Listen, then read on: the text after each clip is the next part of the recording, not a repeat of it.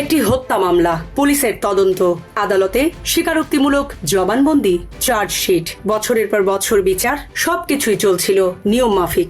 আদালতের দুই আসামি স্বীকার করেছিলেন তারা কিশোর আবু সাইদকে হত্যা করে বরিশালগামী একটি লঞ্চ থেকে মেঘনা নদীতে ফেলে দিয়েছেন। তদন্ত কর্মকর্তাও সেই স্বীকারোক্তির ভিত্তিতেই আদালতে চার্জশিট জমা দেন।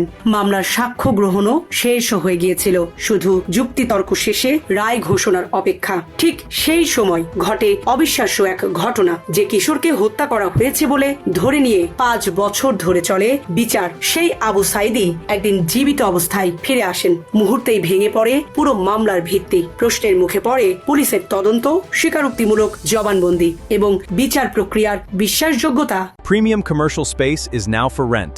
Featuring ample parking and excellent accessibility, this 4,200 square foot space is ready. Elevate your business and call us today. ঘটনার শুরু 2014 সালে রাজধানীর হাজারীবাগ এলাকার 5ম শ্রেণীর ছাত্র আবু সাইদ 15 এপ্রিল স্কুল থেকে আর বাড়ি ফেরেনি। 2 দিন পর তার বাবা মোহাম্মদ আজম হাজারীবাগ থানায় একটি সাধারণ ডায়েরি করেন। কয়েক সপ্তাহ পর তিনি দাবি করেন অপহরণকারীরা ফোন করে 2 লাখ টাকা মুক্তিপণ চেয়েছে। এরপর নারী ও শিশু নির্যাতন দমন আইনে একটি অপহরণ মামলা দায়ের করা হয়। শুরুতে মামলায় কারো নাম উল্লেখ করা হয়নি। তদন্তের দায়িত্ব পায় ঢাকা মহানগর গোয়েন্দা পুলিশ। তদন্ত কর্মকর্তা উপপরিদর্শক রুহুল আমিন বরিশালের হিজলা থেকে সোনিয়া আক্তার, তার ভাই আফজাল হোসেন, চাচাতো ভাই সাইফুল ইসলাম ও আত্মীয় শাহিন রাজীকে গ্রেফতার করেন। তদন্তের দাবি করা হয় মোবাইল ফোনের কল লিস্ট বিশ্লেষণ করে তাদের শনাক্ত করা হয়েছে। গ্রেফতারের পর আফজাল ও সাইফুল আদালতে 164 ধারায় স্বীকারোক্তিমূলক জবানবন্দি দেন। সেখানে তারা বলেন আবু সাইদকে অপহরণের পর বরিশালগামী এমভি অভিযান লঞ্চে নিয়ে যাওয়া হয় এবং পরে তাকে নদীতে ফেলে হত্যা করা হয়। সেই স্বীকারোক্তির ভিত্তিতেই তদন্ত কর্মকর্তা 2015 সালের জুনে 4 জনের বিরুদ্ধে চার্জশিট দাখিল করেন। মামলার বিচার এগোতে থাকে। সাক্ষীদের জবানবন্দি শেষ হয় এবং আদালত যুক্তিতর্কের জন্য দিন নির্ধারণ করে, অর্থাৎ রায়ের দ্বার প্রান্তে পৌঁছে গিয়েছিল মামলাটি। কিন্তু 2019 সালের 29 আগস্ট হঠাৎ সবকিছু বদলে যায়। আবু সাইদ জীবিত অবস্থায় ফিরে আসে। পরদিন তাকে ও তার বাবা মাকে পুলিশ হেফাজতে নেয়। জিজ্ঞাসাবাদে সাইদ জানায় তাকে কেউ অপহরণ করেনি, কেউ হত্যা করার চেষ্টাও করেনি। বাবার সঙ্গে ঝগড়া করে সে নিজেই বাড়ি ছেড়ে চলে গিয়েছিল। পরে নবীনগর, গাজীপুর সহ বিভিন্ন জায়গায় মোটর ওয়ার্কশপে কাজ করেছে। এতদিন পরিবারের সঙ্গে তার কোনো যোগাযোগ ছিল না।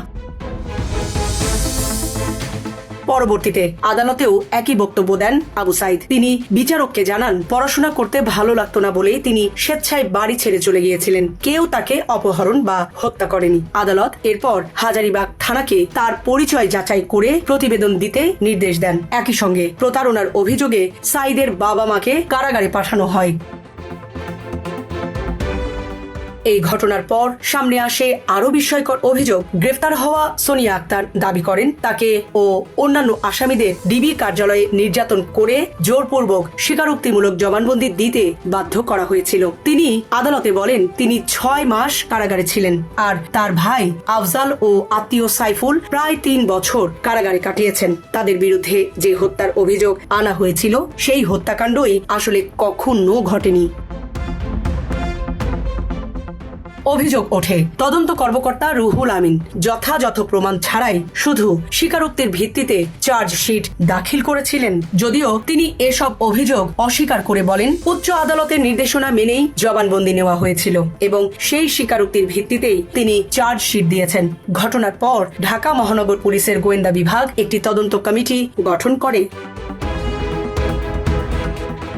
ঘটনাটিকে বাংলাদেশের বিচার ব্যবস্থার অন্যতম বিতর্কিত অধ্যায় হিসাবে বিবেচনা করা হয়, কারণ যে মামলায় কোনো মরদেহ পাওয়া যায়নি সেই মামলায় হত্যার অভিযোগে মানুষ গ্রেপ্তার হয়েছেন, আদালতে স্বীকারোক্তি দিয়েছেন, বছরের পর বছর কারাগারে থেকেছেন এবং বিচারও প্রায় শেষ পর্যায়ে পৌঁছে গিয়েছিল।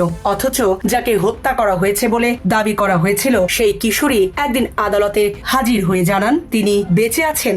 জীবন অবাক না করলে কে করবে? 28% মিল্ক ফ্যাটের অবাক করার সাথে ফ্রেশ মিল্ক পাউডার, জীবন অবাক করুক প্রতিদিন। আবু সাইদের ফিরে আসা শুধু একটি মামলার মোড়ই ঘুরিয়ে দেয়নি, এটি বাংলাদেশের ফৌজদারি বিচার ব্যবস্থায় স্বীকারোক্তিমূলক জবানবন্দির নির্ভরযোগ্যতা, তদন্তের মান, পুলিশি জিজ্ঞাসাবাদ এবং নিরপরাধ ব্যক্তিদের কারাভোগের ঝুঁকি নিয়েও বড় প্রশ্ন তুলে দেয়। ঘটনাটি আজও দেশের বিচার ইতিহাসে এমন এক নজির যেখানে হত্যার বিচার চলেছে, কিন্তু পরে প্রমাণ হয়েছে হত্যাকাণ্ডই ঘটেনি।